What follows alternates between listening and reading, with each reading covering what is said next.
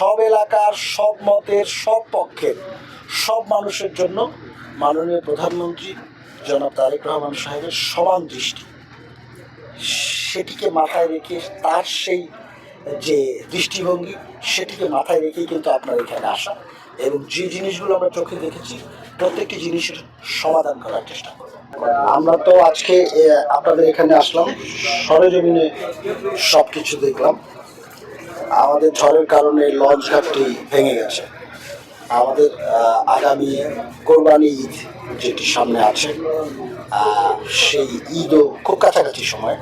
এ কারণেই আমাদের আশা যে আমাদের ইমার্জেন্সি কিছু কাজ করা লাগে সবসময়, সেটার জন্য আসা আমাদের। আপনাদের পল্টনটি ভেঙে গেছে লঞ্চের, এটিকে আমরা ঘাটটি এটিকে আমরা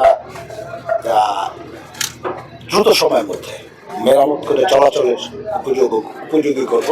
lily ultra soft serum gel, যা গভীর থেকে স্কিনে দেয় 3 গুণ সিরাম হাইড্রেশন। সিরাম জেল হাইড্রেশনে ব্রাইট থাকো সব সিজনে।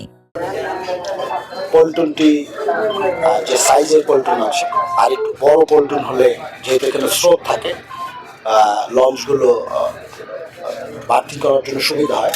পল্টনটা বড় করার জন্য আমাদের একটা পরিকল্পনা আছে। আর এটি হলো শর্ট টাইম জিনিস। আপনাদের এখানে একটি ফেরি চলে, আপনাদের অনেকেরই চাহিদা আছে আরেকটি ফেরি হলে ভালো হয়। তো আমরা চেষ্টা করব যে সব সময় তো সমান যাত্রী থাকে না, সমান পরিবহন থাকে না। আগামী কোরবানি ঈদের সময় পরীক্ষামূলকভাবে আমরা আরেকটি ফেরি দেওয়ার চেষ্টা করব, যাতে